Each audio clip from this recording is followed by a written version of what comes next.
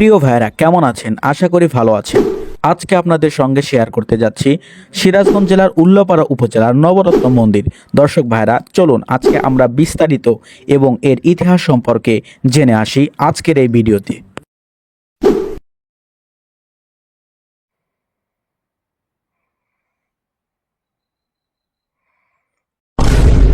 আসসালামু আলাইকুম ওয়া রাহমাতুল্লাহি ওয়া বারাকাতুহু। Welcome back to my YouTube channel MD Redwan Sarkar. So আপনারা কোথা থেকে আমাদের ভিডিওটি দেখছেন অবশ্যই আমাদের লাইক, কমেন্ট এবং শেয়ারের মাধ্যমে জানিয়ে দেবেন। সম্মানিত প্রিয় ভাইরা, কি কোথায় থেকে এই স্থাপত্যটি দেখতে আসবেন সেই রাস্তার রুট ম্যাপ আমরা সরাসরি আপনাদের সামনে উপস্থাপন করছি। বাংলাদেশের যে প্রান্ত থেকে আসেন না কেন, সবচেয়ে প্রথম আপনাকে আসতে হবে সিরাজগঞ্জ রোড, অর্থাৎ বর্তমানে সিরাজগঞ্জ রোড যেটা গোল চত্বর নামে পরিচিত, সেখানে আসতে হবে। সেখানে আসার পরেই সেখান থেকে হাটিকুমরুল রোডে, অর্থাৎ সিরাজগঞ্জ রোড থেকে হাটিকুমরুল 10 টাকা ভাড়া যোগে আপনাকে হাটিকুমরুল বাজারে আসতে হবে এবং হাটিকুমরুলের বাজার থেকে সরাসরি আপনারা চলে যেতে পারবেন সেই নবরত্ন মন্দিরে।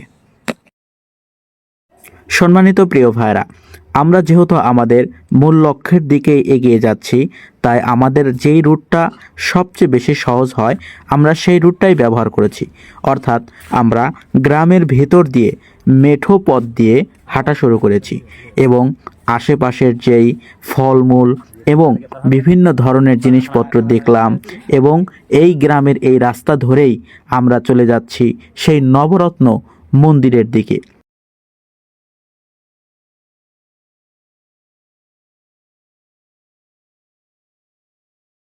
গাইস, এই যে কাকা খাদি বানাচ্ছে, বাংলার ঐতিহ্য। কাকা, খাদি কত বছর ধরে বানান? তো 50-60 বছর হয়ে গেল। তা আপনাদের এলাকায় তো ঘুরতে আসলাম নবরত্নে। হ্যাঁ, ভালো। এই ইতিহাস সম্পর্কে কি কিছু জানেন? না না, ওটা পুরান না বাবা, এটা অনেক বছর আগে। ভালো বছর আমরা বাপ মায়ের কাছে ওইভাবে শুনে আসতেছি। আপনার কাছে মিথ্যা তো করে। বুঝতে পারছি। আচ্ছা কাকা, ভালো থাকেন। গাইস, কাকার কাছ থেকে ছোটখাটো বক্তব্য নিলাম। কাকা এই এলাকারই মানুষ, ওখানে খাদি বানাচ্ছে। এই যে আমার সাঙ্গ পাঙ্গ নিয়ে বের হয়ে গিয়েছি। সো চলুন, আমরা আজকে বেশি কথা বলবো না, সরাসরি আপনাদের মূল পয়েন্ট, মূল ভিডিওর যে জায়গা সেখানে নিয়ে যাব। চলেন প্রিয় ভাইরা, আমরা সবচেয়ে প্রথম এখানে যে ছোট মন্দিরটি রয়েছে সেই মন্দিরটি পরিদর্শন করতে এসেছি। অর্থাৎ আপনাদের ভিডিওর মাধ্যমে এটাই জানিয়ে দিতে চাচ্ছি যে এটা হলো এই এলাকার ছোট মন্দির, অর্থাৎ এখানেও মানুষজন আসে এবং এখানকার নিদর্শনগুলো মানুষ দেখে। এখানকার নিদর্শনগুলো দেখার পরেই মানুষ চলে যায় এই এলাকার ভিতরে সবচেয়ে বড় যে মন্দিরটা রয়েছে, অর্থাৎ যেই মন্দিরের জন্য সবাই এখানে আসে সেই মন্দির। গাইস, চলে এসেছি আমাদের সিরাজগঞ্জ জেলার রায়গঞ্জ উপজেলার ভিতরে একটা নিদর্শন রয়েছে, সেই নিদর্শনে। সো আপনাদের সঙ্গে আজকে দেখা হচ্ছে আমাদের সেই হাটিকুমরুল রাজাদের বাড়িতে। সো গাইস, সম্পূর্ণ ভিডিওটি দেখতে থাকুন এবং ইতিহাসগুলো জানুন। চলুন আমরা এর ইতিহাসগুলো সবকিছু আপনাদের সামনে জানিয়ে দিই। গাইস দেখেন, তারা কিভাবে মানুষের মূর্তির ছবিগুলো কিভাবে আর্ট করে রেখে দিয়েছে।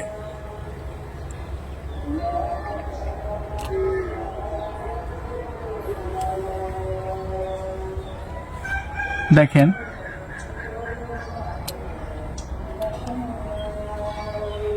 এবং আগের যে কারুকার্যগুলো রয়েছিল দেখেন কত সুন্দর করে, এই যে মাটির ইটগুলো পুড়িয়ে পুড়িয়ে তারা কত সুন্দর করে রাজাদের আমলে তারা বানাইতো। দেখেন গাইস, আপনাদের ভিতরের অংশটা যদি দেখাই, দেখেন ভিতরে তেমন কিছুই নেই, শুধুমাত্র এই দেয়ালটাই রয়েছে, এছাড়া দেখার মতো আর কিছুই নেই ভিতরে। চার দেয়ালের ভিতরে একদম ফাঁকা। গাইস, এখানে যেটা রয়েছে এটা অনেক ছোট, বা এর পাশে আর একটা যেটা আছে ওটা অনেক বড়। সো গাইস, আমরা ওখানে গিয়ে সম্পূর্ণ ভিডিও আপনাদের সাথে শেয়ার করব, বা ওখানে গিয়ে আপনাদের সঙ্গে সম্পূর্ণ যেই রাজাদের বাড়ি আছে, প্রত্নতাত্ত্বিক নিদর্শন রয়েছে, এগুলো আপনাদের সঙ্গে শেয়ার করব, সাথেই থাকেন। সম্মানিত প্রিয় ভাইরা, আমাদের মূল যে জায়গাটি, অর্থাৎ যেই জায়গাতে আমরা আসার জন্য এতক্ষণ প্রচেষ্টা করলাম, যেই জায়গায় আসার জন্য আপনাদেরকে রুট ম্যাপ শিখিয়ে দিলাম, সেই জায়গাতে অর্থাৎ সেই রাজার বাড়িতে আমরা চলে এসেছি। চলুন আমরা রাজার বাড়ির ভেতরে যাই এবং গেট দিয়ে মূল লক্ষ্যে পৌঁছে আপনাদের এর কিছু ইতিহাস এবং এটা যে স্থাপত্য সেই সম্পর্কে আপনাদের সঙ্গে আলোচনা করি।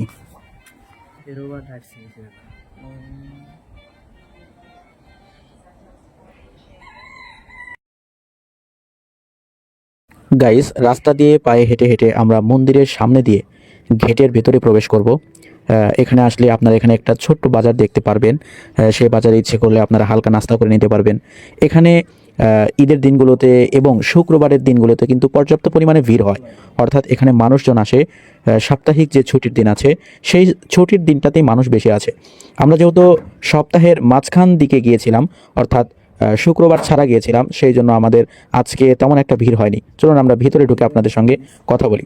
এখানে ঢুকতে হলে সর্বপ্রথম আপনাকে এই গেট দিয়ে ঢুকতে হবে এবং আপনাকে এখানে যে মানুষটা দাঁড়িয়ে আছে বা বসে আছে, আপনারা ক্যামেরার ভিতরে দেখতে পাচ্ছেন, সেই মানুষটিকে আপনাদের পরিচয় সব কিছু সেখানে তার খাতায় লিখে দিয়ে এরপর আপনাকে এটা পরিদর্শন করতে হবে। অর্থাৎ এই মন্দিরে প্রবেশ করতে হলে আপনাকে গেট দিয়ে ঢুকে আগে আপনার নাম পরিচয় দিতে হবে। সো গাইস, চলুন আমরা আজকের এই ভিডিওর যে নবরত্ন মন্দির রয়েছে তার ইতিহাস সম্পর্কে একটু জানি। সিরাজগঞ্জের উল্লাপাড়ার হাটিকুমরুল নবরত্ন মন্দির এই অঞ্চলের ইতিহাস এক উজ্জ্বল নিদর্শন, যা মোগল আমলের শেষের দিকে আনুমানিক 1704 থেকে 1728 খ্রিস্টাব্দের মধ্যে মুর্শিদাবাদের নবাব মুর্শিদ কুলি খাঁর আমলে রামনাথ বাদুরী নামক এক ব্যক্তি দ্বারা নির্মিত হয়েছিল। এটি একটি 3 তলা 9টি চূড়া বিশিষ্ট নবরত্ন মন্দির, পোড়ামাটির ফলকে সজ্জিত মন্দির, যা বাংলার হিন্দু স্থাপত্যর এক অনন্য স্থাপত্য শৈলীর উদাহরণ, যা কালের সাক্ষী হিসেবে আজও দাঁড়িয়ে আছে সেই উল্লাপাড়ার মাটিতে। গাইস, নবরত্নের ভিতরে কি অবস্থা বা ভিতরে কি রকম ঘর, ভিতরের দরওয়াজা কি রকম, আমরা সবকিছুই আপনাদের সঙ্গে দেখবো এবং আপনাদেরকে দেখাবো। চলুন আমরা সেই নবরত্নের ভিতরে যাই এবং সেখানে কি হচ্ছে আমরা সকলে দেখি। গাইস, আমরা এখন নবরত্নের একদম ভিতরে প্রবেশ করছি। এক দিক দিয়ে ঢুকে আমরা অন্য দিক দিয়ে বের হব। চলুন আপনাদের সঙ্গে দেখাই ভিতরের কি অবস্থা। যদিও আমরা প্রবেশ করেছি ভিন্ন একটি সাইড দিয়ে, অর্থাৎ সামনের সাইড দিয়ে আমরা প্রবেশ করিনি, পেছনকার সাইড দিয়ে প্রবেশ করেছি। শুধুমাত্র ভিতরে যদি যান তাহলে ছন্দে যেমন বলা হয়েছে 9টি স্থাপত্যর মধ্য দিয়ে, অর্থাৎ 9টি কক্ষের মধ্য দিয়ে এই নবরত্ন মন্দিরটি প্রতিষ্ঠা করা হয়েছে। ঠিক তেমনি এক দিক দিয়ে ঢুকলে সেম অন্য দিক দিয়ে আবার একই রকমের রাস্তা দেখতে পারবেন। সো আপনারা যেখান থেকে আসুন না কেন, যখন নবরত্ন মন্দিরটি দেখবেন তখন দেখবেন এক দিক দিয়ে ঢুকলে অন্য দিক দিয়ে বের হওয়ার সুন্দর একটি স্থান এখানে কিন্তু তৈরি করে দেওয়া হয়েছে।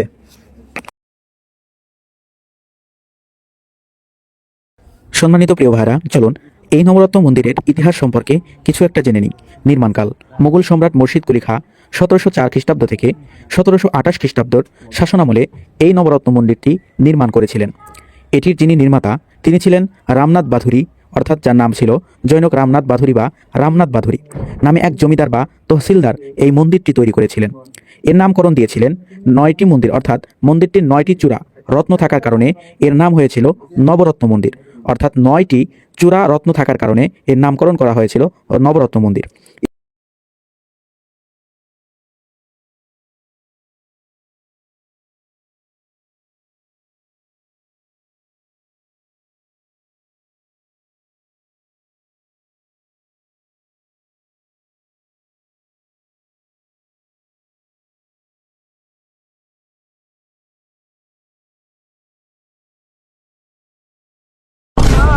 গাইস, আমরা কিন্তু অনেক সুন্দর এনজয় করছি, আপনাদের সঙ্গে কিন্তু ব্লগ ভিডিওটি শেয়ার করছি।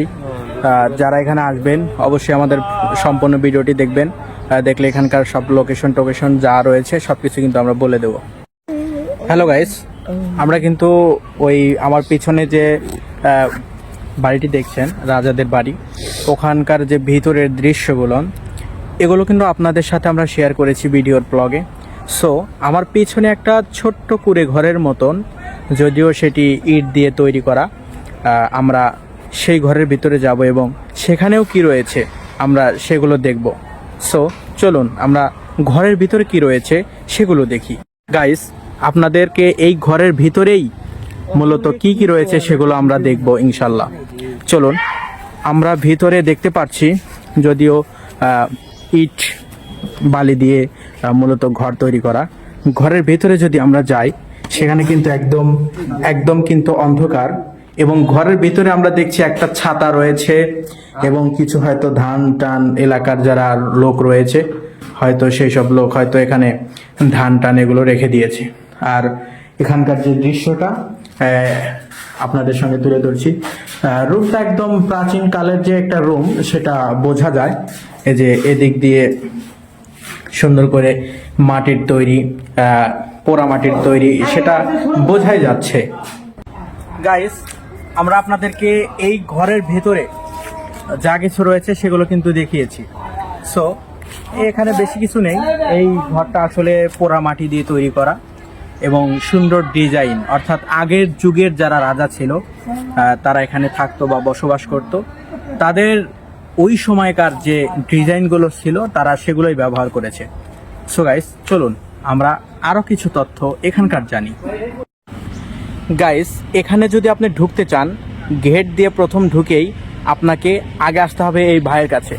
এই ভাইয়ের কাছে আসার পরে এই ভাইয়ের মাধ্যমে এখানে আপনাকে ডকুমেন্ট করতে হবে, অর্থাৎ আপনার যে নাম রয়েছে এবং বিভিন্ন ধরনের জিনিস রয়েছে সেগুলো আপনাকে লিখতে হবে। লেখার পরে আপনাকে এখানে এই বাড়িটি, অর্থাৎ এই রাজার বাড়িটি আপনাকে পরিদর্শন করতে দিবে। চলুন আমরা ভাইয়ের কাছে যাই এবং আজকে কীরকম মানুষ এখানে এসেছে সবগুলো আমরা তার কাছ থেকে শুনি। আসসালামু আলাইকুম ভাইয়া। ওয়ালাইকুম আসসালাম রাহমাতুল্লাহ। ভাই, এই জায়গাটার যদি একটু পরিচয় দিতেন, এই জায়গার বা এই স্থানের যদি পরিচয় দিতেন যে এটা কোন জায়গায় অবস্থিত। জি ভাই, এটা সিরাজ জেলার হাটিকুমুল ইউনিয়নের হাটিকুমুল গ্রামে নবরত্ন মন্দির। এটা একটা ছোট রাজা একটা বাড়ি। ও আচ্ছা, এখানে মানুষ দৈনন্দিন কি পরিমাণ আসে যাওয়া আসা করে? প্রত্যেক দিন আপনার আনুমানিক 200-300, এমনি এবং শুক্রবার একটু বেশি হয়। ও, তো এখানে কি কোনো আসতে কোনো টাকা পয়সা লাগে কিনা এখানে ঢুকতে? না, 1 টাকা লাগে না। 1 টাকাও লাগে না। সো গাইস, আমরা এখানে এসেছি এবং নামগুলো লিখিয়েছি। তো এই যে আপনাদেরকে নামের কিছু লিস্ট দেখাচ্ছি। এগুলো কিন্তু এই যে সলঙ্গা সব, এগুলো কিন্তু নাম লিখিয়েছেন। এই যে ভাই কিন্তু বর্তমানে পরিচালনার দায়িত্বে আছেন। ভাই, আপনি কি এই রাজার কি কোনো কিছু হন ভাই? না, আমি এটার বংশধর। ও, এটার আপনি বংশধর? কততম বংশধর ভাই, এটা তো গুণা না, তবে আমি তার বংশধর। তাহলে তো আপনার নেংটি থাকার কথা ছিল। না না ভাই, হাতে বিয়ে আছে ভাই।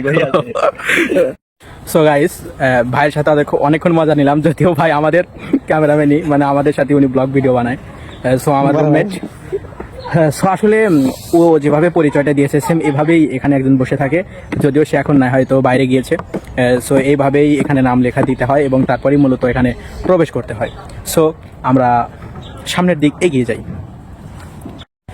গাইস, আজকে কিন্তু অনেক সুন্দর কিন্তু ইতিহাস আপনাদেরকে শোনাইলাম। কেমন লাগলো অবশ্যই কিন্তু বলবেন। স্থাপত্য ও বৈশিষ্ট্য গঠন। এটি একটি 3 তলা বিশিষ্ট মন্দির যা পোড়ামাটির ফলক ও কারুকার্য দিয়ে। সো গাইস, আমরা প্রত্যেকটা ব্লকের ভিতরেই কিন্তু একটা করে সঙ্গীত রাখার চেষ্টা করি। সেই অনুপাতেও আজকে একটা সঙ্গীত আপনাদের সঙ্গে শেয়ার করতে যাচ্ছি। সো সঙ্গীতটি যদি ভালো লাগে অবশ্যই আমাদের চ্যানেলটি কিন্তু সাবস্ক্রাইব করতে ভুলবেন না। সুন্দর পৃথিবী ছেড়ে চলে যেতে চায় না মন, তবু চলে যেতে হয়। সুন্দর পৃথিবী ছেড়ে চলে যেতে চায় না মন, তবু চলে যেতে হয়।